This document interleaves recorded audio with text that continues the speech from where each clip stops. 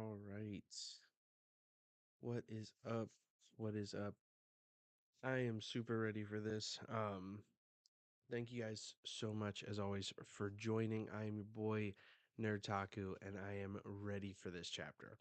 I have been waiting patiently. I was gone over the weekend. I was in New York visiting family and I've had to hold off this whole time. So much so that the official's out and we're just going to read straight from the official.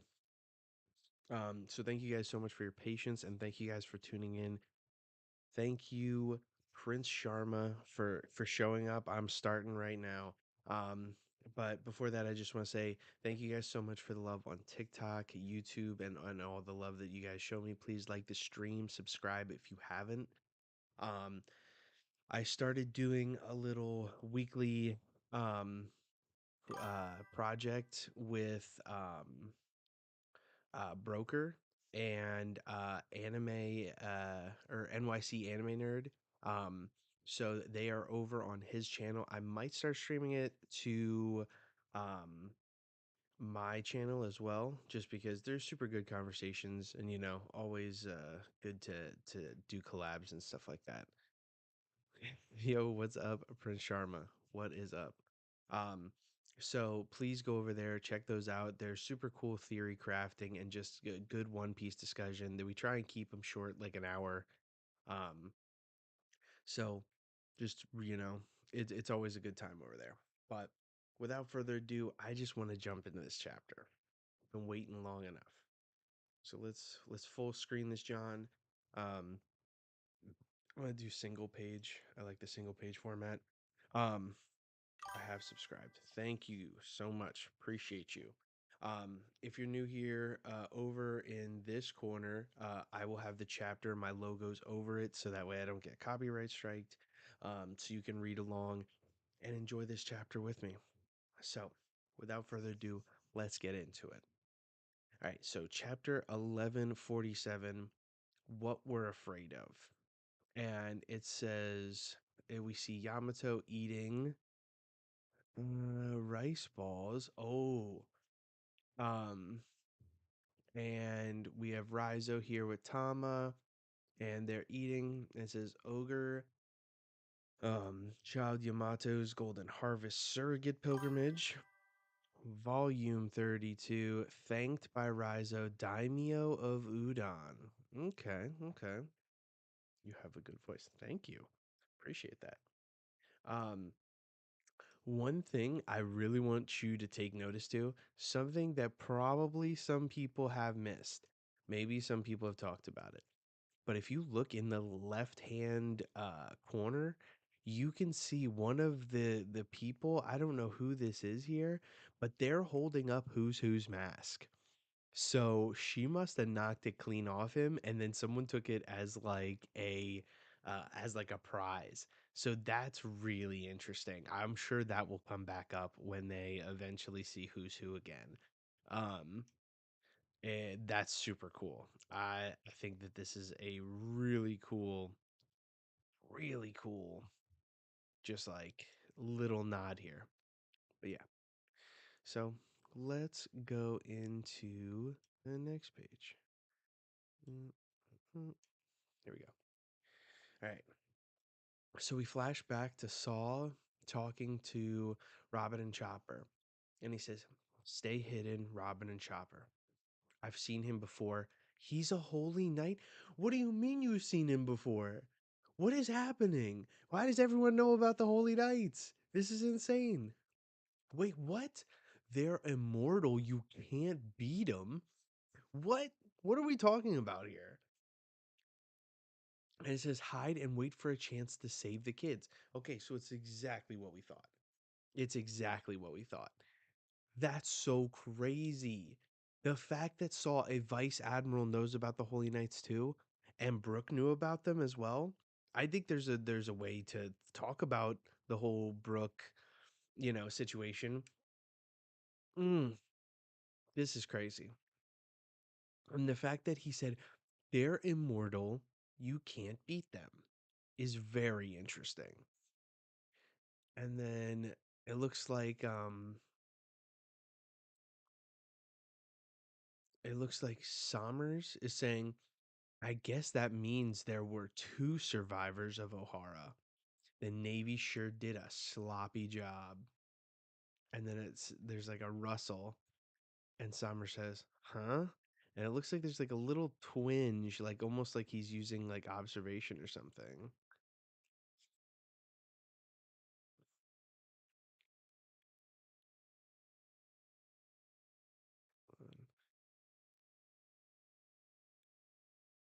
Okay,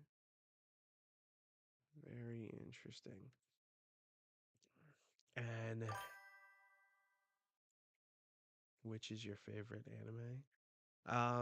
So that's kind of tough, but One Piece is my favorite manga. Like, and I like the anime a lot too. It's definitely my favorite media, basically. Um, but I'm also really partial to like Solo Leveling is like a good one. I'm really enjoying Fire Force season 3 already.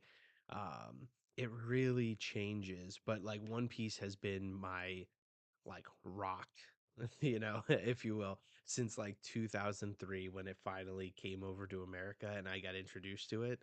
Um, I was really big into Naruto. I liked Bleach a lot.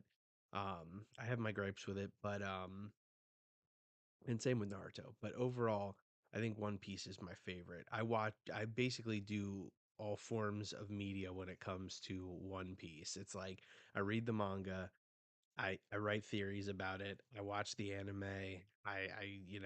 Look at all the stuff that they do with that, and then I watch the movies. Like basically any way I can get One Piece, I get it. So I gotta say that's my favorite. Summer says, Gunko, you caught the Straw Hat crew then. You gonna take them with us? And who's that? Oh, it's Killingham. Don't be stupid, Sommers. Are you two trying to make Straw Hat Luffy furious? Let's just fulfill the mission and go home. And it says, poor Saul's been tormented and we let Colin get kidnapped. How could you let this happen, Jinbei? Oh my god. Yo, why is she being so mean to Jinbei? Yo, it's that fishman hatred. She just can't let it go. And Jinbei says, stop shouting. I'm trying to come up with a plan. What are these powers anyway? And it looks like Usopp says, that chick is scary. I thought I was going to die. And Brooke says, I feel like there's something about that woman. However, maybe it's just my imagination. And all of a sudden, she like points a sword at him made of her arrow fruit. And Usopp says, yeah, it's her, the zombie girl.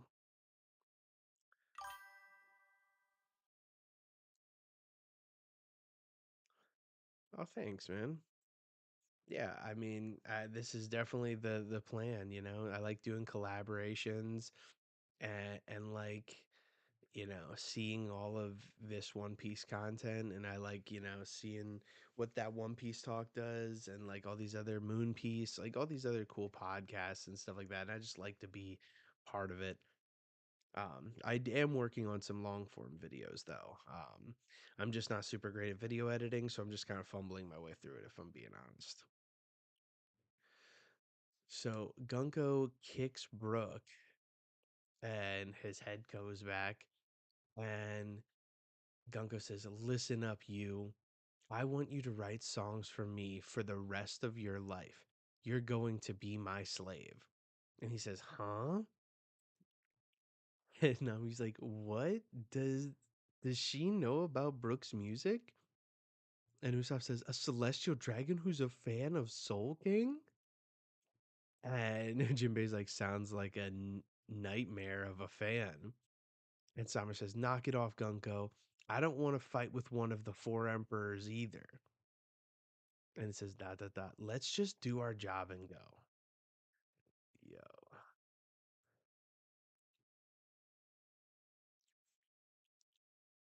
And looks like Brooke says, I'm quite sorry, young lady.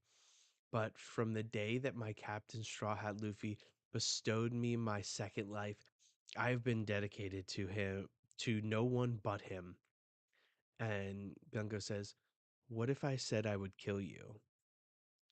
And Brooke says, "I would rather die than live without honor." And Usopp says, "Look out, Brooke!" And she just kicks him, and he flies. And she's like, "Ugh!" And she like grabs her like coat or like her chest, and someone says, "Brooke!" And Summer says, "Are we good now, Killingham?" And Killingham says, "Yeah, go ahead." Hmm. Yo, Brooke is so tough. He really is. He's a goat for sure.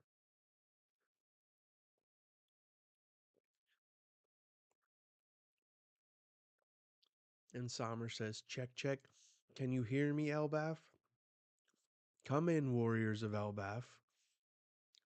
And all the Elbaf warriors are like, "Who's that? What message is this?" And Sommer says, "I'm sure you're all busy scrambling to deal with the strange events unfolding around you. That was our doing. I am a dagger sent straight from from sacred Marie Joie.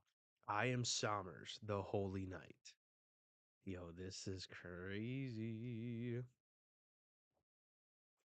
And it says Craftsman Village, Southwest Sunworld. It says Marie Joie. So he's from the world government? Why would they do this? Hmm. They're dealing with like a lion with wings. Very interesting. And it says, "Captain, they're sending this message all over Elbaf." And it says, "So they've revealed who they are." And it says, "As I'm sure you've realized all over Elbaf." And it looks like people are yelling, "Are the children safe?" And it says, "We have taken 10 of your children as hostages. On top of that, we have reduced an orange bearded man to a bloody mess for the crime of pursuing us from the school in an attempt to free the children." Mm.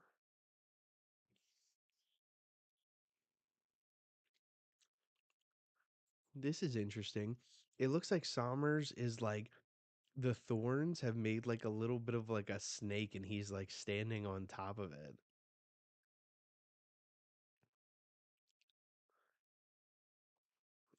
And Anne says, "Mr. Saul." And Killingham just three dots. What is he, dragon? And it says, "In other words, while you, what does that say? While you boothly assumed that someone else was going to do the rescuing for you, the children have continued to march toward the goal." Hmm. And someone says, "Saul, no." Hmm. Interesting. Interesting. It says the game's only getting started. It's just a shame that we can't use video. Can you name all the children who marched out of here? Of course. Then let's let their parents know that it's time for the twerps to wake from their dream. Mm. So they're going to give the names of all of these kids to get the parents to be like, "No, we have to do it." Like it's a great negotiating tactic when you're kidnapping, to like basically give information about the kids' whereabouts. This is very interesting. And it says, "Hey, how come we're just marching along like this? Where are we going?" "I don't know, but we're already far away." So the kids have woken up. It says, "That's not true. This is branch 8. We're on the way back." "Yeah, but we can't control our feet." Okay, so even though they're out of the dream, they're still just marching away. It says, "Why can't we go home then? I want to see mommy. I want to see daddy." And then Colin says, "We're kidnapped. It means we can't see them." And they said, "What?" Oh man, dude, Colin's a boss. And it says, "Stop whining. I'm here. And like you, and unlike you crybabies, crybaby weaklings, I'm a warrior." And it says, a monster, a ghost. Ah. It's like, save us, Colin. And he's like, yeah. That's pretty crazy. So they just can't stop moving no matter what. Like, because Colin wasn't even in the dream sequence thing. And it says, there's a hole in the bilge, and we've got broken oars. But Captain, we need to go save the kids. It sounds like they took out Saul. Hmm. Turn us around. I don't know. It's some sort of woman monster. And it says, damn it, what kind of freakish beast is that? It says, kinda looks like my wife. Yo, that's crazy. And it says, watch out, she's gonna beat you over the head. And it says, that other one looks like my wife. And it says, huh? Wait, these monsters all came from the children's worst fears, right? And your wife is Bent's mom? That's right. So Bent was asked to imagine what he feared most of, and the answer was,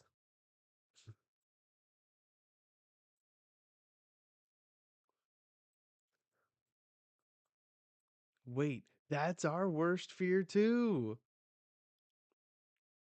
Oh man, there's two moms, big moms, if you will, just ripping apart the ship. And it says, we can't fight, our morale is getting hammered. So they can't fight it because they're like, oh, that's my wife. That's crazy. Yo, Dory's face is so funny. It says, I'm sorry for always going out drinking, dear. I'm sorry for forgetting to take out the trash, dear. What are they just apologizing to their wives? That's hilarious. And it says, I'm sorry for eating the honey cake that was for the guests. It says, Captains, they're ripping off the island clouds. We're gonna fall. And then it says, yeah, the giant pirate ship has crashed. So much for their bluster. Some of those sleep tids were real beasts. And it says, the kids' chances of rescue are dwindling by the minute. What's happening here? And it says, with no king on the throne, you're the boss around here. You mean Dory and Broggy are down? It says, now Beard Hill Ja Rule. Warrior of legend, it's time for us to talk. I don't know if he's the one that should be talking.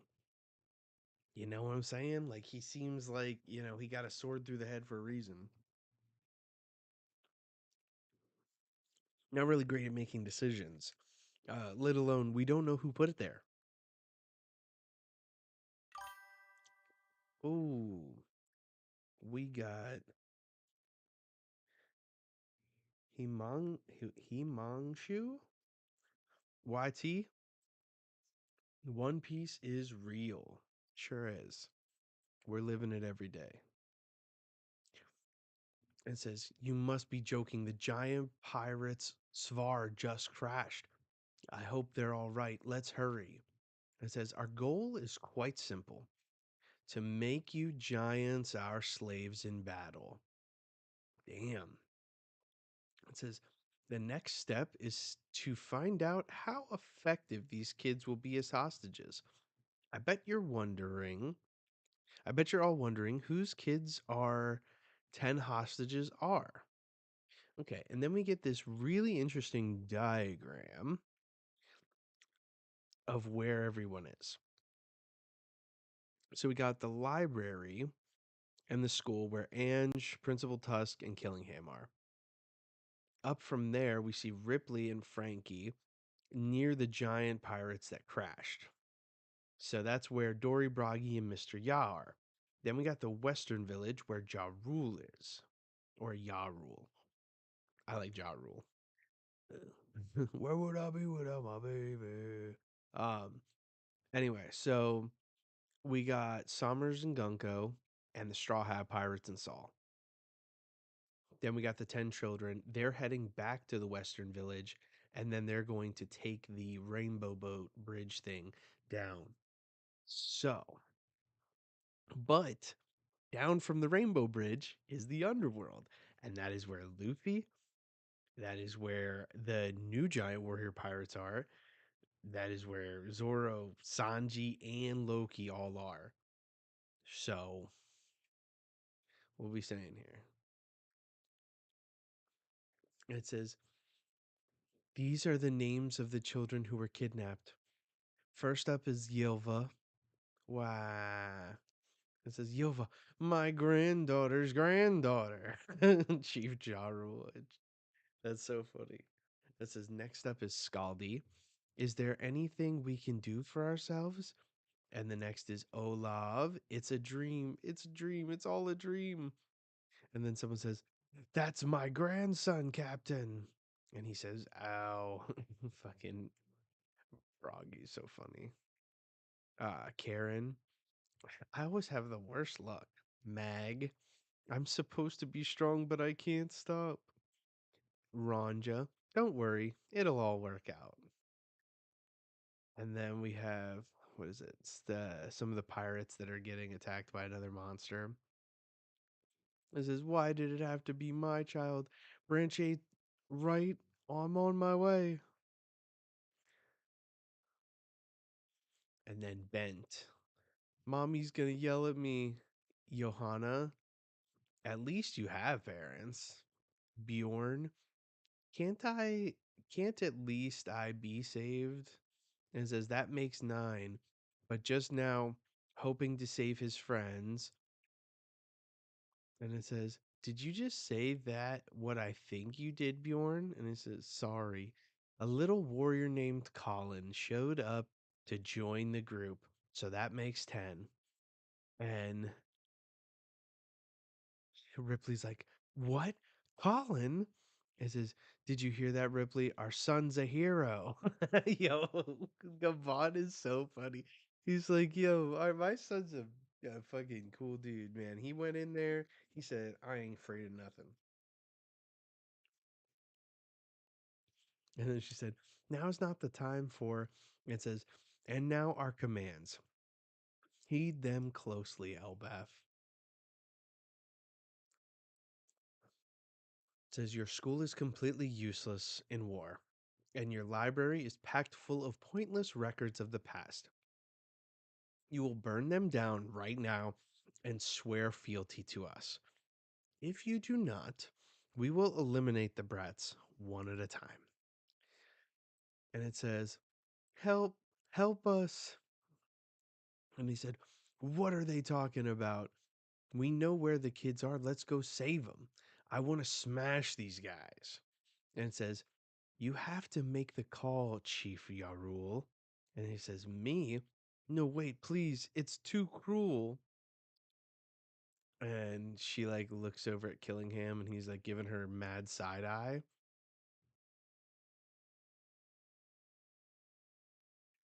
And then it says, it's a fortune that belong. The school is the symbol of Elbaf's current state of peace.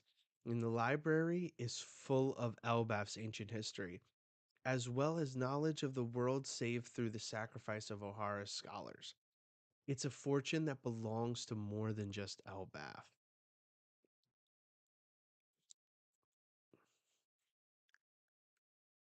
Oh, so he's like, oh, is this Ange speaking or is this Robin speaking?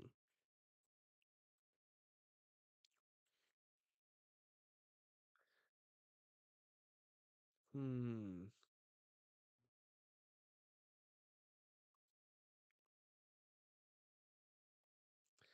Wait, I don't know who's saying this. And I'm guessing it's Ange.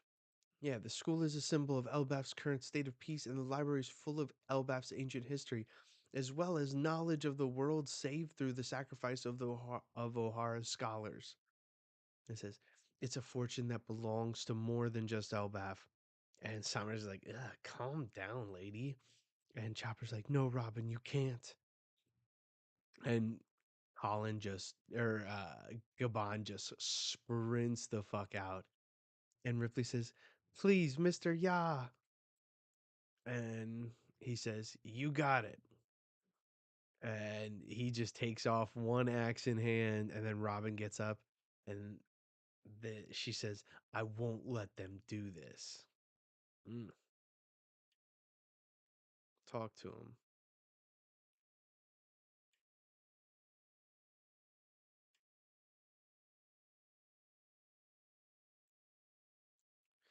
Why does this chapter feel so short? Okay. Okay. It's tough. It's tough. All right. So let's see here. Yeah. Let's exit out of this. Okay. So just for shits and gigs, let's see. Yeah. Yeah. Yeah. Okay. So I went on to the other site, the unofficial trans, just to see. They got a really cool thing of Luffy with a gaming headset on playing games. Um, that's super cool. Oh, excuse me. That's super cool. I like that. Um, Oda's note was, I finished the 7 men and women summer and autumn series. They were fun and exciting despite how dated they felt. Um, okay. So basically, same gist.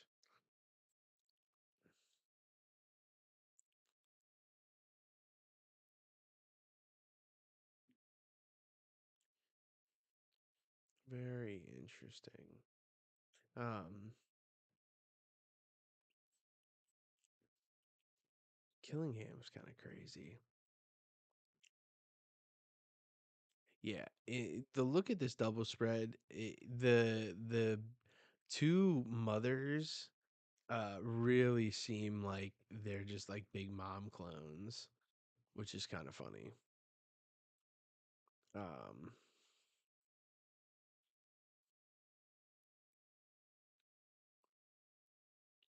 yeah, I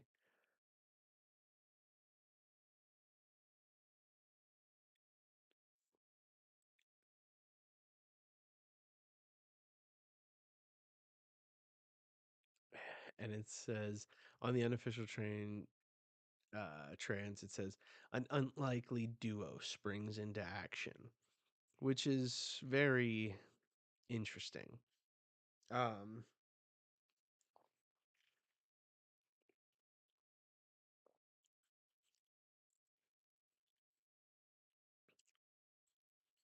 I want to see Gabon show out. I truly do. This is I need to see this. I need it. I need it in my life. The fact that he was about to take on a Gear 5 Luffy and a King of Hell Zoro, like, we're talking, he's got to be like that. He gave up not because he didn't think that he could take them.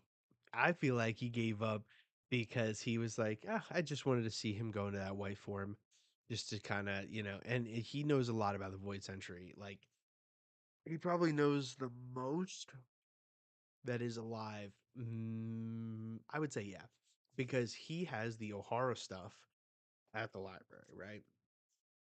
He also has been to like Lodestar. He's been to Laugh Tale, and he's seen them. He's had to have seen the murals. He's traveled all over the world. He has all this knowledge. He probably knows the most out of anybody.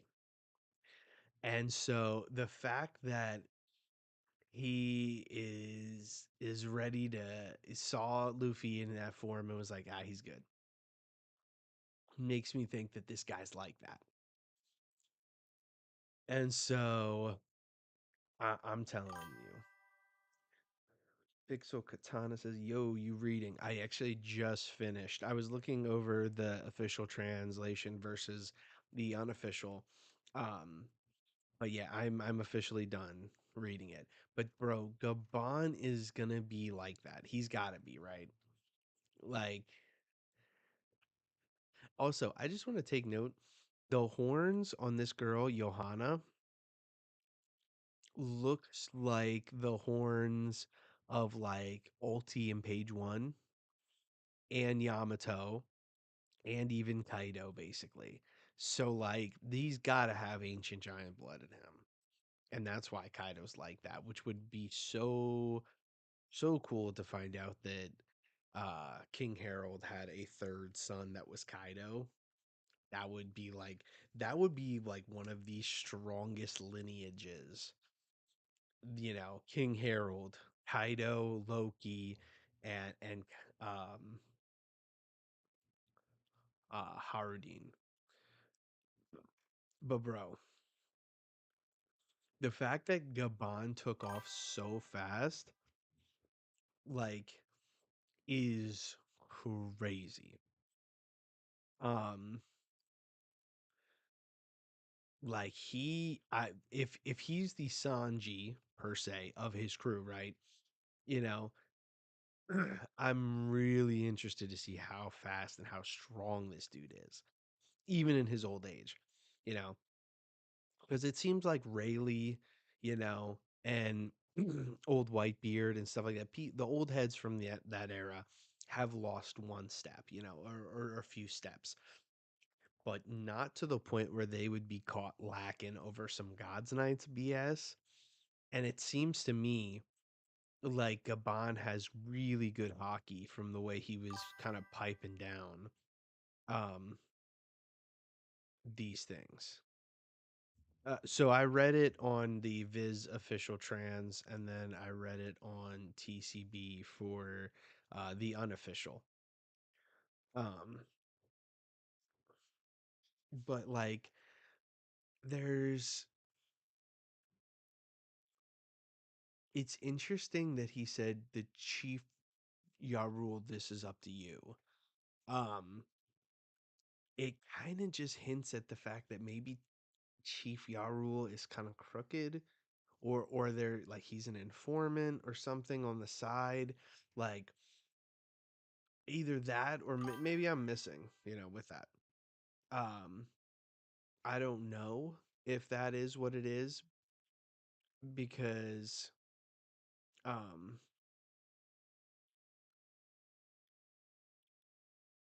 because like they were saying that he was the one who found out the stuff about Loki, kind of spread the rumor, if you will. Um, but again, I'm telling you, that sword sticking out of his head is literally the sword that was in uh King Harold's picture. The hilt matches. The way um the handle is. That sword um was definitely King Harold's. Thank you so much, Pixel Katana. I appreciate you subscribing. And I will talk to you next time as well.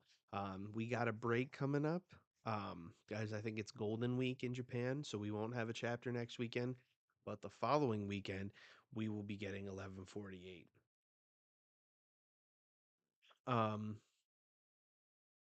and please like the stream, everyone.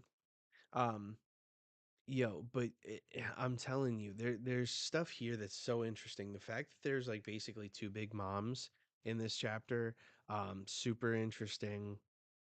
Um, the fact that Somers is using this tactic to get them to basically pledge their fealty to Marie Schwab. Like they can't think that this is gonna work, right?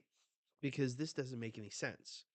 Because why would they be like, yeah, no, we're cool bending the knee to you guys on the premise that this, you're going to just be the one who's controlling. You're going to be the one who is in charge and stuff like that. Like these are not a people that take it on the chin like this.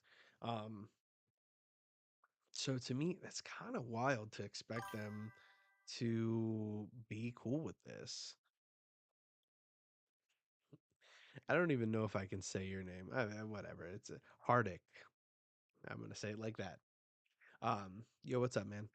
Um, but like it's kind of crazy to think that these people who have long since been talking about Nika and uh like this warrior of liberation, you think they're just gonna bow over this? Like, if anything, sure, they might swear their loyalty to you for a minute, but they'll go back on it because they're like, dude, you got us through this ill-gotten means.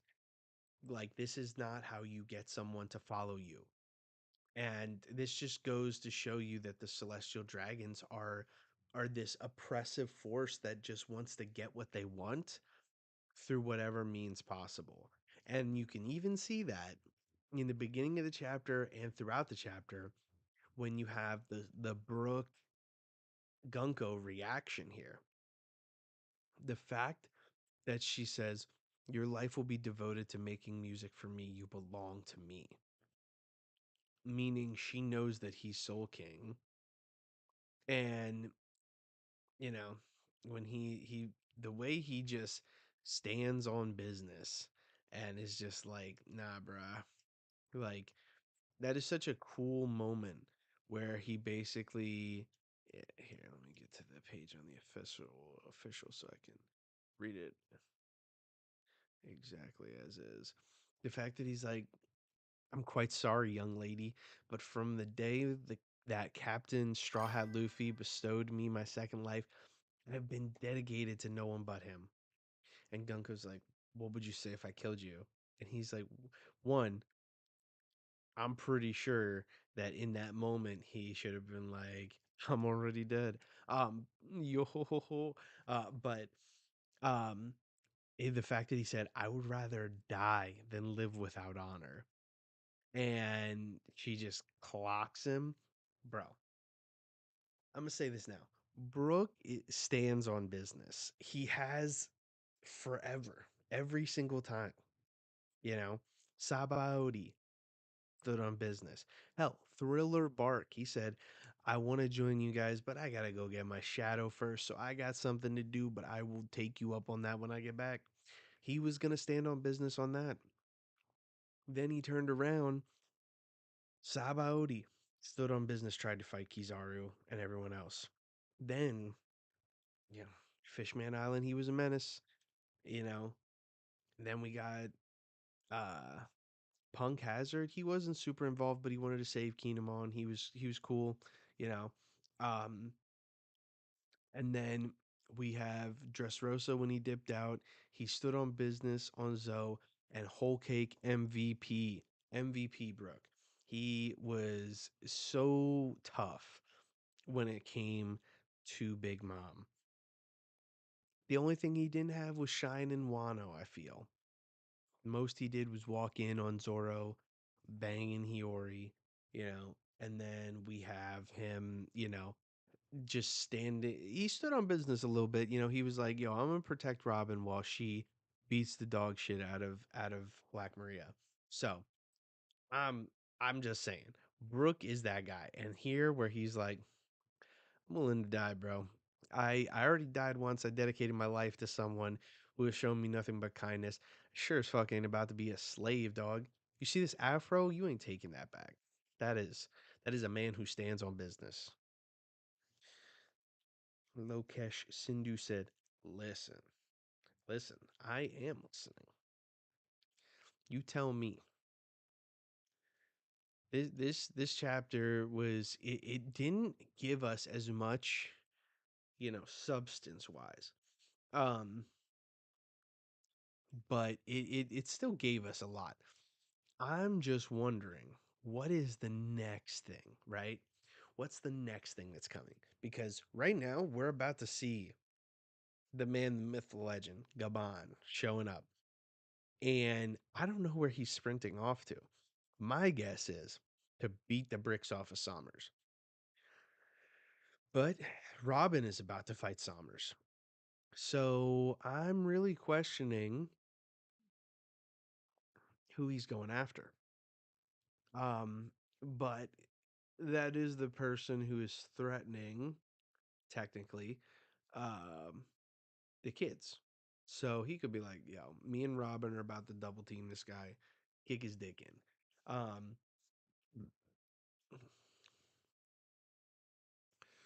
So yeah, I think next chapter we're definitely gonna see Gabon show out, right? Gabon showing out is gonna be great. I have high hopes.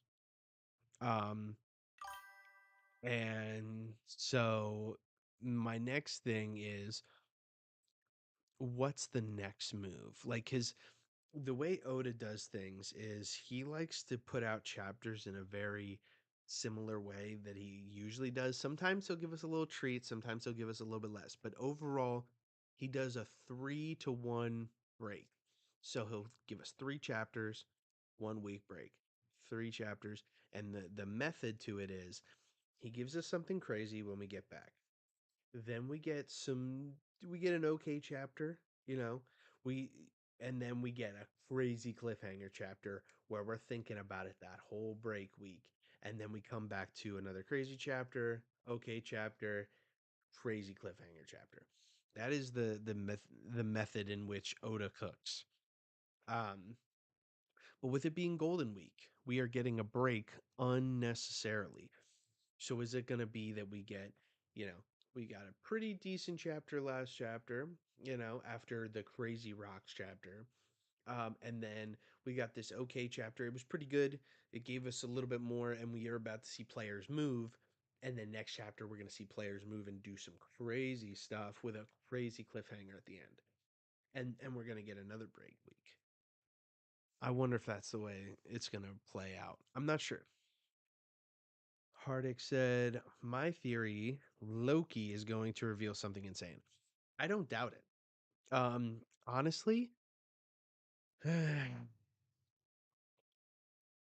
don't like to put my stocks, my money in one place type thing when it comes to predictions, but there's something about Yarul that makes me feel like he's a snake. I don't know. Maybe it's just the vibe. I couldn't tell you, what exactly it is, right? But there's something about him that screams snake. I don't know. I could not tell you.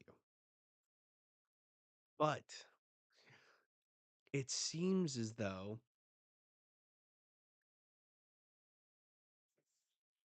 like he's going to be making the decision.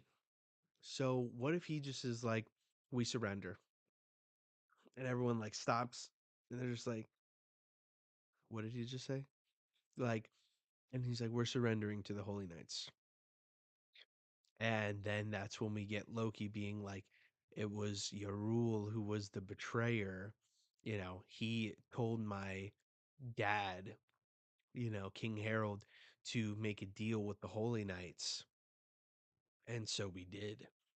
And then we realized that the deal wasn't going to be good for our people. We were just going to be the mercenaries of the world government. We were going to be the hired guns, the slaves to the world government. And so King Harold at the last minute pulled out. And so we had to, body him. Loki saw it and tried to join in, tried to stop the madness. And, he, King Harold went out in a blaze of glory, fighting 200 plus giants and me, Yarul. And the only reason I couldn't remember exactly what happened was because he put this sword through my head. Um, so it's very interesting. There's a lot of things that, hmm, a lot of things that this could be. Um, I don't know. I just don't know. Um, It could be that. It could be that. But there's also a part of me that really thinks King Harold is a snake and that Yacht Rule just doesn't remember anything because of the sword in his head. But I just don't know. I don't know what happened. Who knows? Honestly, either way, I'm cool. I think King Harold's the snake, but I mean, honestly, if you make a deal with the world government, you're kind of a snake. Though if you double back on that plan, you know, it doesn't mean necessarily you're a snake. Um, but it means that you made a bad deal and I just don't know. I just don't think that King Harold is a good dude as, as much as other people proclaim he is. Because if you're the king of a country and you can't have the wife that you want because of ancient tradition or whatever, and you don't change that, you're kind of a shitty person, right? There's also the part of this where it's like, oh, well, sometimes you want to stick to tradition and blah, blah, blah. Cool. He was not cool with keeping the Elbaf warrior ways and all of the things that come with um the Elbaf warrior ways. He said, no, we want to be peaceful. We want to trade with the rest of the world. We want to do all that.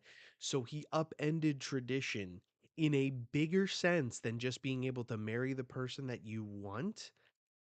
He upended those traditions versus upending the one simple rule that lets you marry a giant, still a giant, not outside of your race, a giant from a different tribe.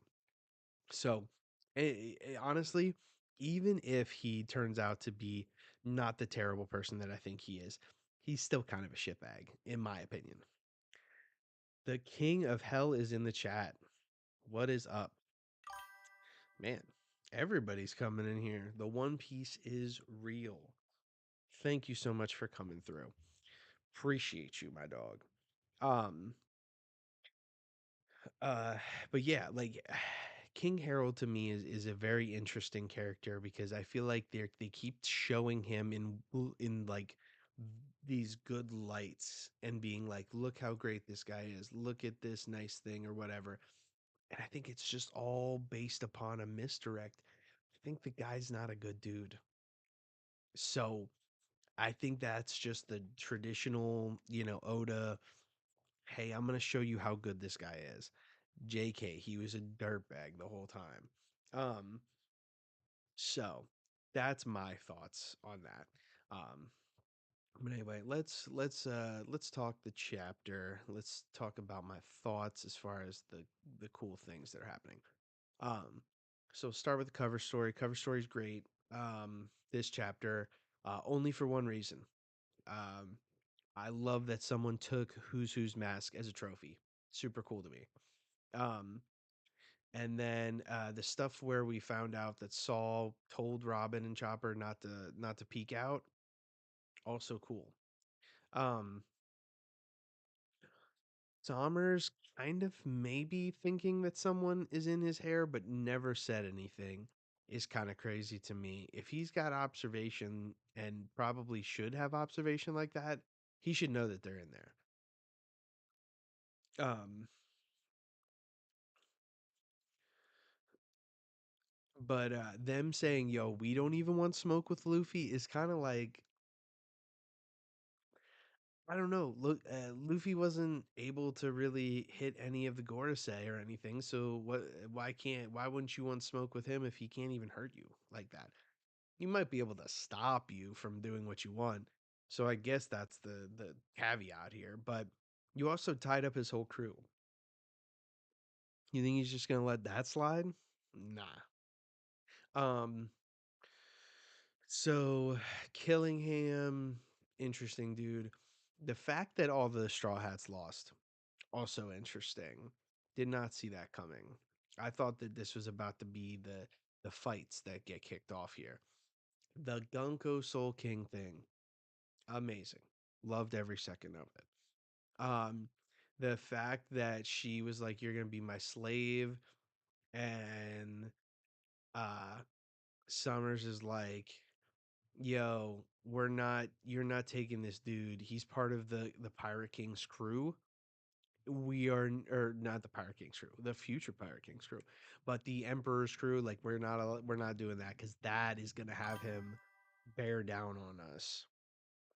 Um, so Pixel Katana said just one more sub for 400.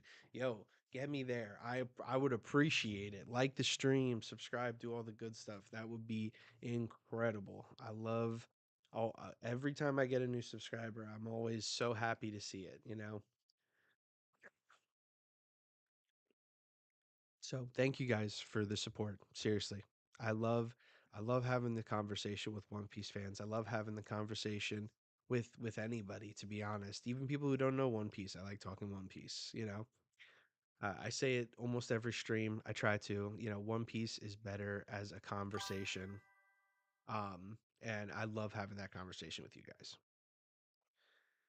Um, so yeah, this stuff with Brooke just being like, I would sooner embrace death than live without honor, you know, because of Luffy giving him that second chance at life and her just lashing out. She was pissed, dude.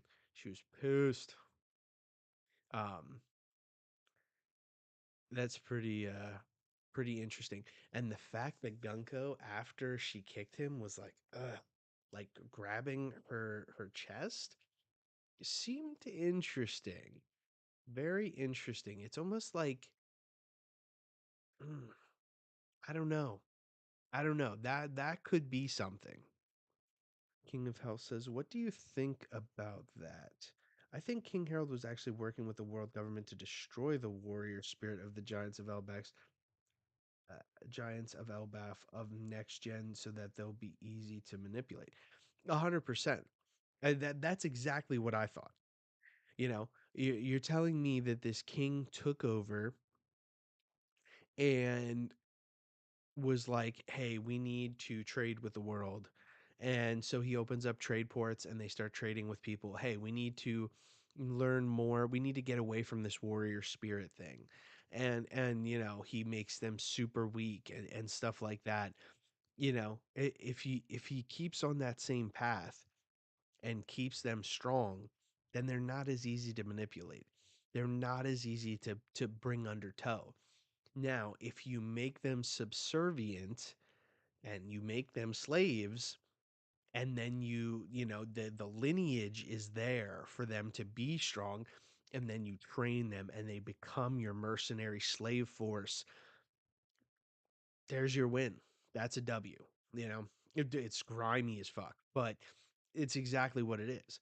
You know, there's just a part of me that just feels like King Harold is a scumbag, and I 100% agree, King of Hell. Like, there's no part of me that thinks that this guy is a good dude.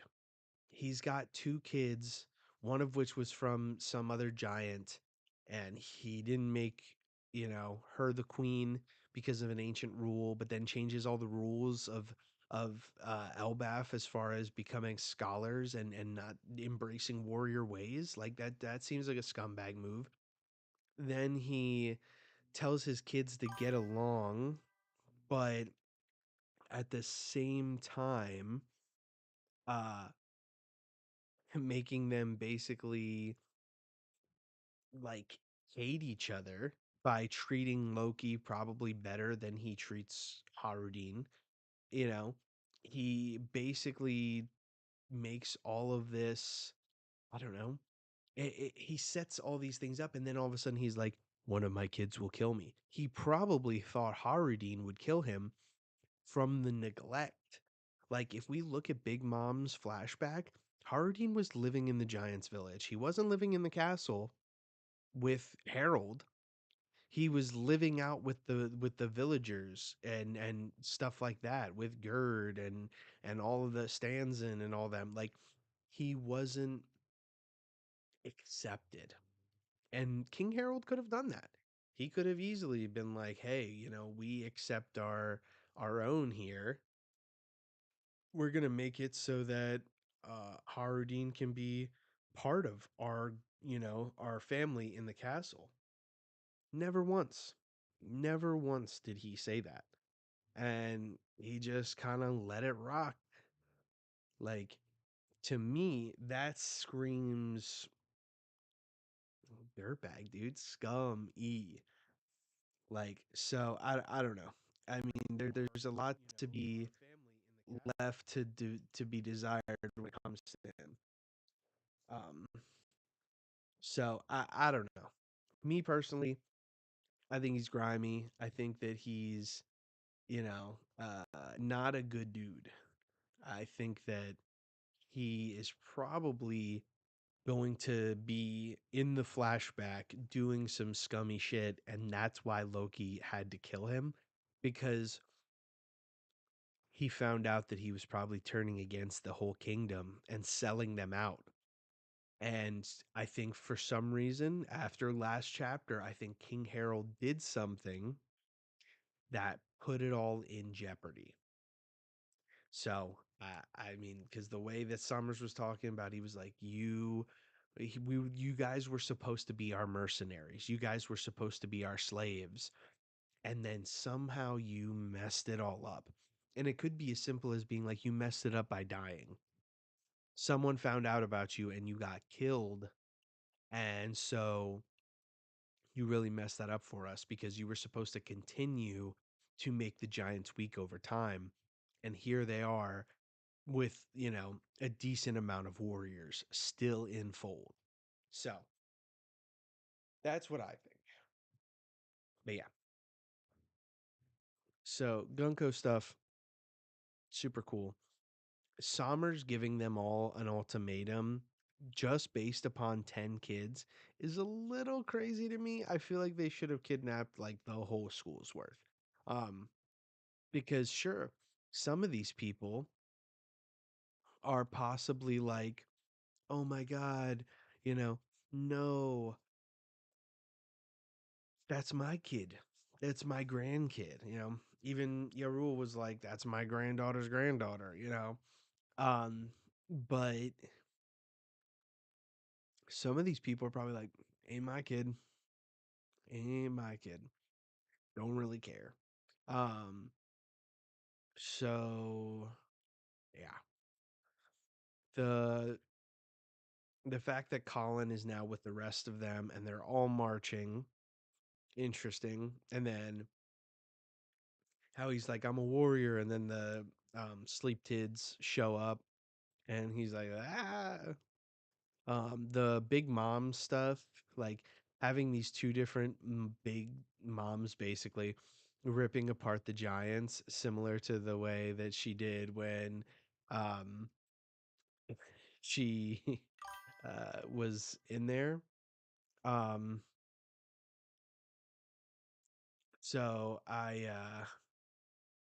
definitely think that this is um the fact that big moms are just like on this ship ripping apart the thing, similar to how they destroyed the like Elbaf originally, pretty interesting and funny, because they're like, this is what my wife, this one looks like my wife, I can't attack it, I'm sorry honey, and all that stuff, really funny.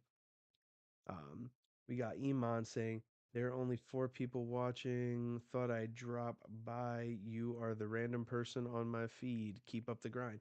Hey, thanks, man. I appreciate it. If you can, just like the stream, subscribe if you'd like to. I'd appreciate it. I think I'm almost at 400 subs, so any help is always appreciated. Um, so thank you guys, everybody in chat, for all the support. You guys have been great. Um, the giant warrior pirates crashing, and then Summers being like, Chief Yarul is going to be the one who makes this decision. And the fact that I think Yarul may have been a snake as well, I don't know. We will have to see. Um, that one I'm not as confident on. King Harold, I'm pretty sure was a scumbag. The fact that Frankie and Ripley just showed up, very interesting. One thing I noticed on the diagram is we don't see Bonnie and we don't see Vegapunk. on this diagram. So that makes me think that they didn't come with Frankie and Ripley, even though huh, when you look at Ripley and Frankie running, it looks like right next to them is two silhouettes of Lilith and Bonnie. Because there's like a smaller one that'd be like Bonnie in her kid form, and then you see the other one next to it under Frankie. So that's a little interesting that that wasn't expressly written on this. I don't understand that. All the kids' reactions and all the giants being like, "Oh no, my daughter," blah blah blah, you know. And like I said, the girl with the horns that are similar to Page One, Altis, Yamato's, and even Kaido's makes me think that Kaido's definitely part ancient giant. Um, and oh, we got what's that say? Lalitesh Patil. Hi, bro. Yo, what's up? Appreciate you dropping in. Um, so yeah, that's all interesting. The fact that they're like, yo, you're gonna burn down your schools, you're gonna make sure all the books are burned and swear allegiance to us. Those are crazy requests. And I, for one, if I was Robin, was like, bro, I'd sooner die than let O'Hara get erased off the map after I thought that they were already gone. Same with Saul. I'm a crash the fuck out before I let you do any of this stuff. I'd sooner die. So I don't know. Um, the fact that Gabon was like, it was like, yo, our son is a hero. Did you hear that, Ripley? Like after it was like, yeah, he tried to rescue him and it didn't work. Um, and then Ripley and Gabon being like, what the hell did he just say about killing our kids? And yeah, that was super crazy. And the fact that he's like, Elder Yarul, the choice is yours. And he's like, mine. And the fact that Anne's just crashing out about this and be like, the school is the symbol of peace, blah blah blah. And the fact that Summers is like, you sure got a big mouth. And then just the Robin Gabon stuff, super cool. Um, so yeah, overall, my thoughts are this chapter is good.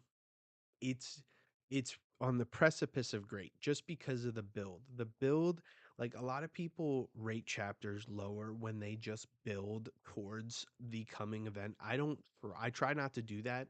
Um Sometimes it's hard because you set your expectations so high because you think that something's about to pop off next chapter, but then it just takes the time to build the anticipation of the following chapter. So I will not be like hardcore about that. What I will say is this is great.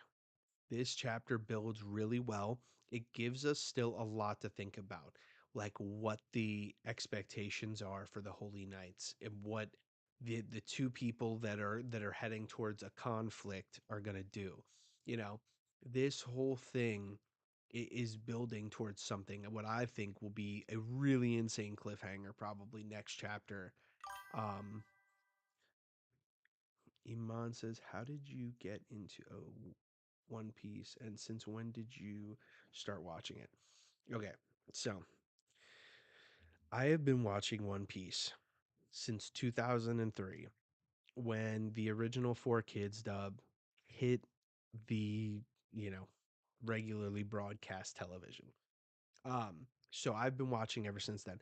Once I realized that it was like a really bad dubbing of what the original intent was, I started reading it. I want to say I probably made it to the beginning of Alabasta before I realized um, that it wasn't like that. Again, I was a kid. We're talking 22 years ago. Um, so I started reading it and I got hooked on it. I kept up with it. I watched all of Enies Lobby and read all of Enies Lobby and so on and so forth up until current. you know. So I have been a long-standing One Piece fan, like since not since the manga first started serialization in America. I'm not that OG, but I'm pretty close, I would say. So I've always been a huge fan of One Piece. Never not been. So I will die on the hill of that. One Piece is probably the, if not one of the greatest pieces of fiction. Um, so this is my bread and butter. Um, so yeah, a lot of people don't like build chapters. I liked this one. There are some that are don't do it as well, but this really gave us a lot, you know. Even the cover story I feel like has peaked at a point. Um, and you know, there's probably going to be a lot more. Um,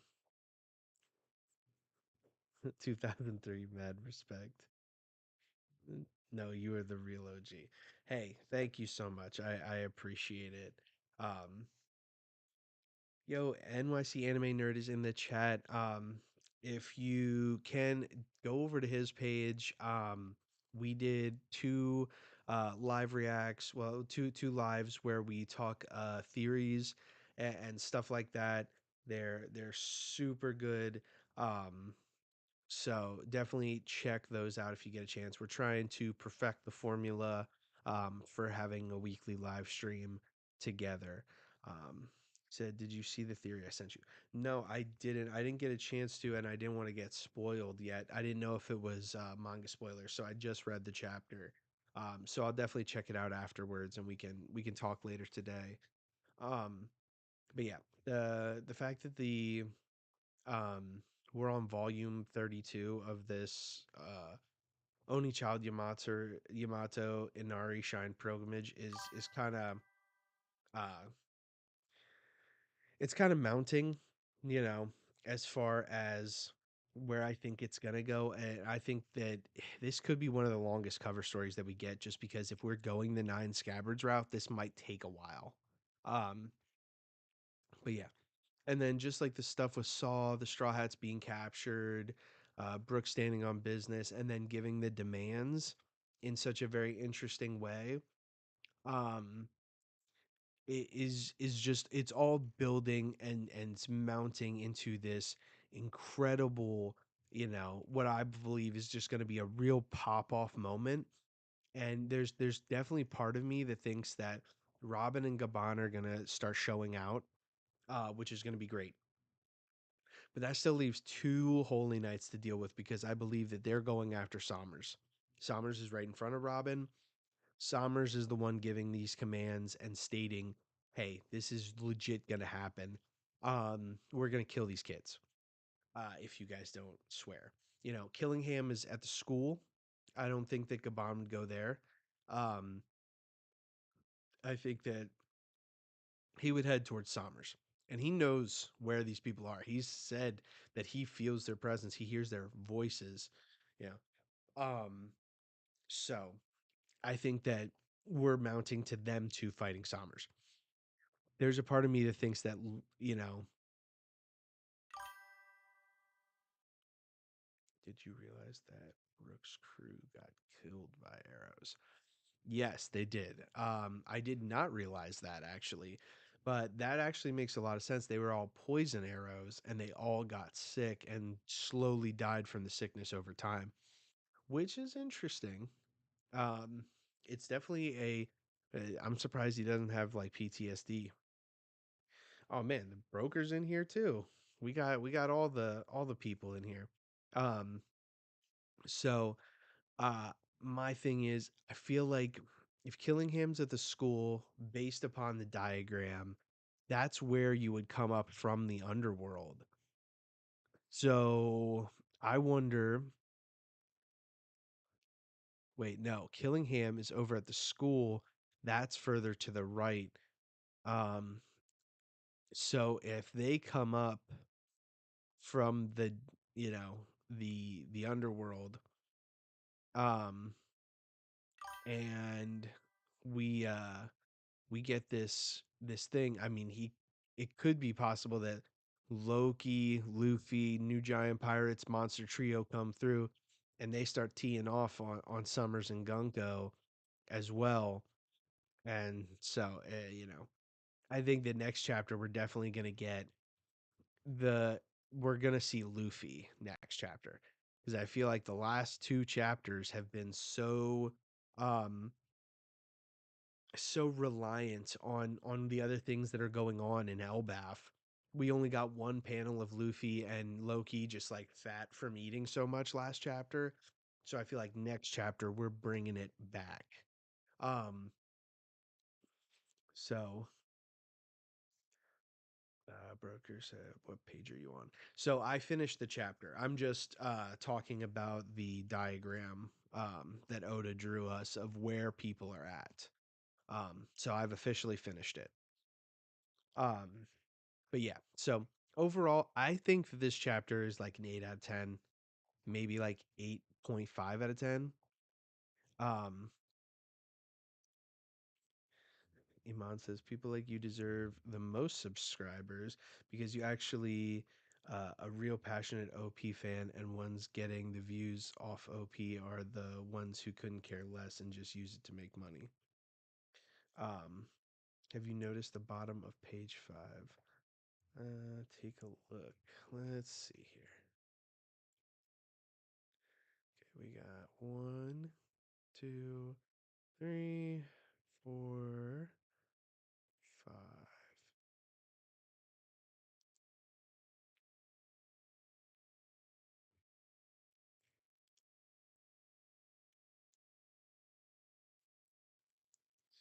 You mean when Gunko grabs her chest?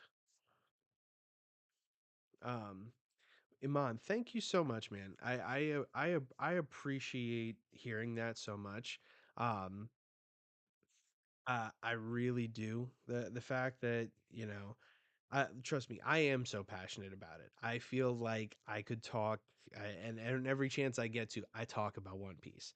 You know, I am a huge fan, have always been since I got introduced to it, and it's fantastic. It's one of the things that I feel like I could I could filibuster for 24 hours just talking about um talking about how great One Piece is and all the different things and all the foreshadowing and everything. There's just so much to talk about, you know. And some people literally are crazy when they say shit like, "Well, yeah, it's 1100 chapters. Of course you could talk for hours about it." It's like it's not just the density, it's the quality. It's not the quantity.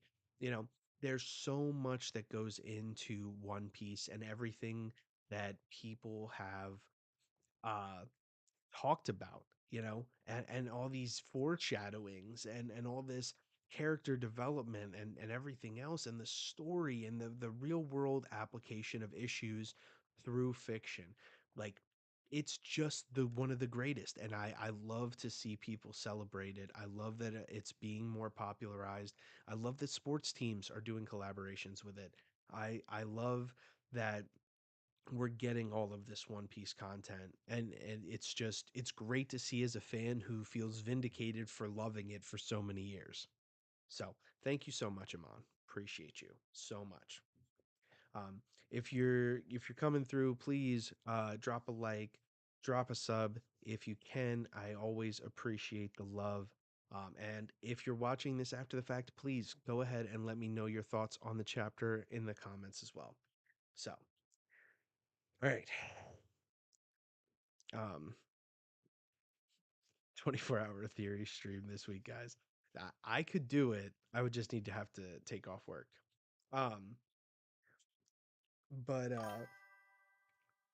yeah, I this chapter is really good to me. It's like an 8, 8.5. I love the stakes here. They're really showing exactly what is going to happen here, what is going to play out, and what the truth is. And to me, we need to get something here. We need to we need to see the the mounting of this effort, and we need to see Luffy show up here. All right, let's see here. Iman says, I started watching it in lockdown, got caught up in a year, and I've been following since. Yo, that's great. Honestly, just before I head out, who's your favorite One Piece character? Okay, so thank you so much for commenting so much in the live chat, and thank you so much for liking, subscribing, all that good stuff, Aman. You've been super great. Um, and so I definitely uh, think that this is a really hard question for me. If we're talking Straw Hats, specifically Luffy, obviously all the way. If we're talking secondary Straw Hats, Brook is probably my guy. I really like Brook. If we're talking outside of Straw Hats, um, I would say Katakuri's probably my favorite, but it's like it's pretty much tied with Law. Law is definitely one of those guys that is just I love him. He's such an incredible character. And, if you don't know this, all of the supernovas, all of uh, the worst generation people outside of Blackbeard and Luffy and Zoro, obviously, were all last minute changes that Oda made before Saba Odi. And so I definitely love the fact that it was so easily, Oda was like, I had ideas, and then all of a sudden I came into it and I made these, 8 characters or 7 characters out of nowhere and added them to this plot line that Sabaody, was going to be kind of boring at first. And then I introduced these characters. They all have bounties. They all have very interesting devil fruits and everything. Like he came up with that on the fly, basically. Um, so the fact that he did that and Law is definitely like one of my favorites with one of the most interesting devil fruits that will have ramifications for the whole entire second half of the story, basically. Insane. Um, can't glaze it enough, to be honest. But Katakuri is all that dude, so and he's really cool. I like his character a lot. Um, who else did we get in here? Uh, we got Swikrit Thapa. I don't know if I said that correctly. How many chapters has it been since Loki was freed? Um, I want to say 4, 4 chapters since Loki was freed because he still is wearing one sea stone cuff. I'm pretty sure. Let me look back here. Let's see, 4 chapters ago.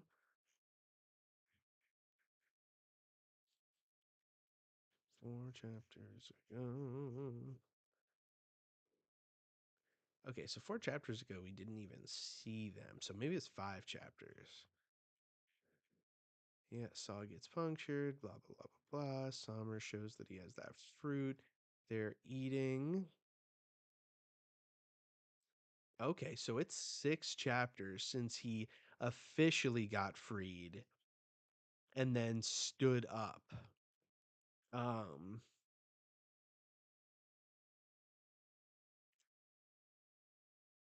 so 6 chapters ago, he was officially freed. Um, so yeah,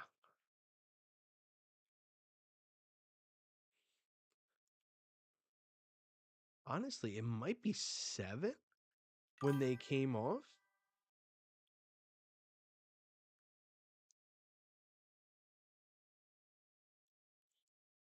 I mean, he technically, again, he's got one shackle on that's keeping him from using his devil fruit.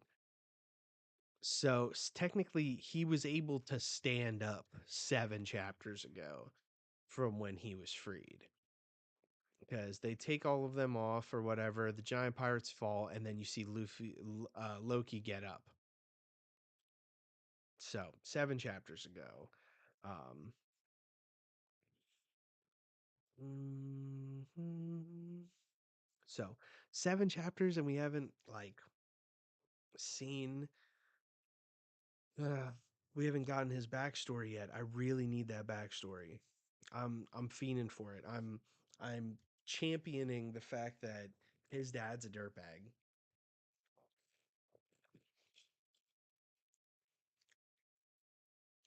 6 to 7 chapters and he's still not full freed. Oda pulling another Dressrosa. I mean, he could be. I just think that we're not gonna get him fully freed until they go to leave or he tells his backstory. I think once he's laying there and gives his backstory, I think they're gonna be like, we understand now. Take the other part off, and they're gonna unlock the last part, and they're gonna go up to um the villages, and they're just gonna fuck these gods knights up.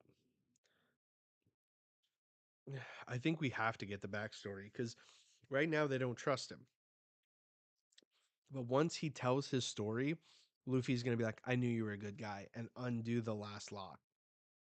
So, and then I think that's when shit's about to hop off for real. Um,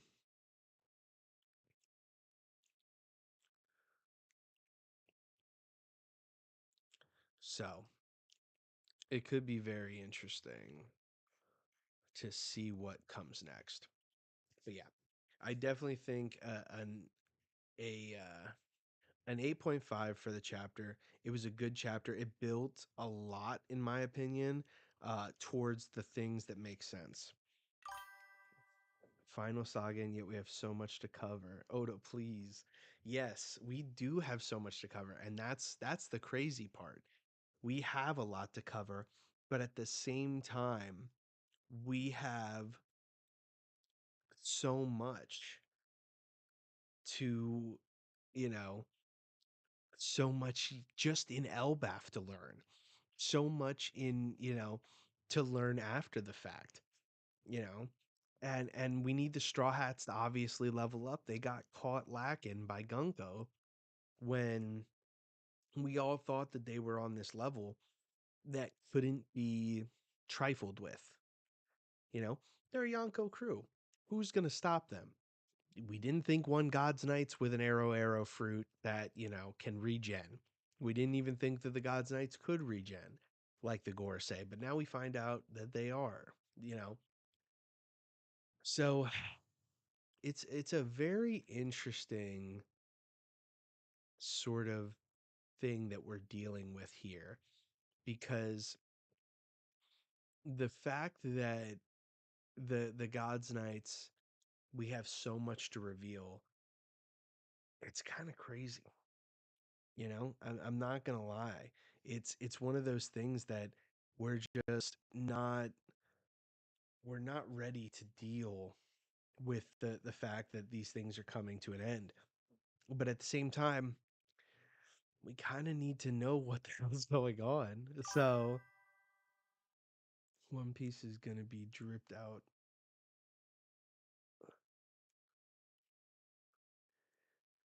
Yeah, I mean, I think that we're getting a lot, but at the same time, there's to me, it always feels like this, and I feel like it's never not gonna feel like this until it doesn't, that the One Piece is 5 years, 5 to 7 years away from being done. You know, last year we spent the whole year at Egghead and a little bit past that. And I don't know. It always feels like 5 to 7 years away from ending, but we don't know. I think that Oda is just he's not milking it out, right? Because like to me, this doesn't feel milked out. This feels like breakneck speed most of the time. Sometimes we get lore drops, and I'm like, wow, we're getting all this like in Egghead when we got the devil fruit stuff, you know, or when we were told that the world was ending and it was going to be plunged into the sea. Like those moments feel like, oh wow, we're really getting here. And then we have some chapters that feel, slow. And so it's like it's really hard, to judge. 5 to 6 years away since early 2000s, for real, you know.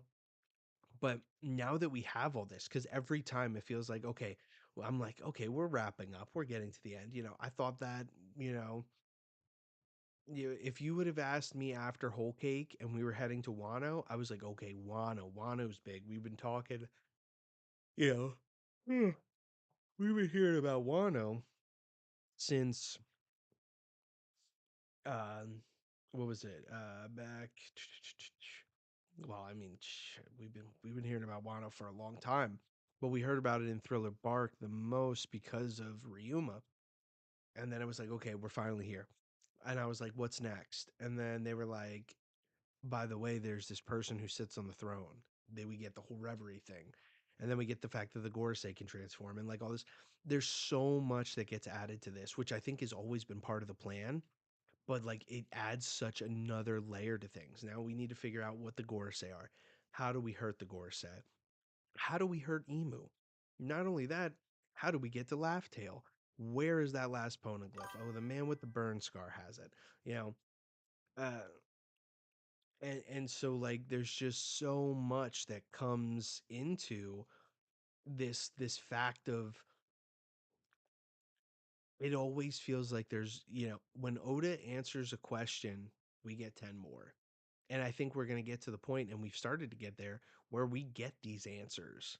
Um, and we're like, okay, cool, we get that answer. And now we don't have any more questions on it. But now I'm like, but was it the answer? I don't know. You just never know with Oda. Um, NYC Anime Nerd.